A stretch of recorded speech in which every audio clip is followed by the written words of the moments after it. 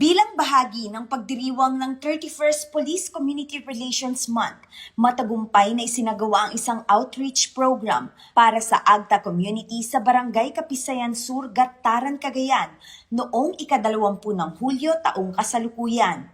Pinangunahan ng programa ng Cagayan Tour Guide Association at Pag-asa Pagmamahal alay sa AGTA, katuwang ang 1st Cagayan Provincial Mobile Force Company sa pamumuno ni Police Major Abdel Aziz D. Maximo, Acting Force Commander, kasama ang iba't ibang partner agencies, lokal na pamahalaan at mga stakeholders. Nagkaroon ng iba't ibang serbisyong ipinagkaloob sa mga benepisyaryo kabilang ang General Medical Check-up, feeding program, pamamahagi ng school supplies, mga damit at iba pang donasyon, libreng gupit at iba pang community engagement activities na naghatid ng saya at pag-asa sa mga miyembro ng AGTA community.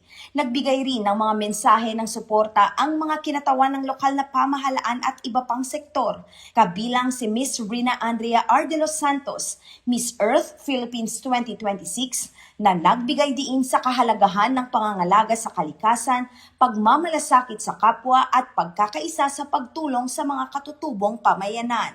Patuloy na nakikipagtulungan ang 1st Cagayan PMFC sa iba't ibang ahensya ng pamahalaan, pribadong organisasyon at mga stakeholder upang maihatid ang mga programang pangkomunidad na nagtataguyod ng pagkakaisa, malasakit at inklusibong kaunlaran para sa mga indigenous people at iba pang sektor ng lipunan bilang suporta sa layunin ng bagong PNP para sa bagong Pilipinas. Serbisyong mabilis, tapat at nararamdaman.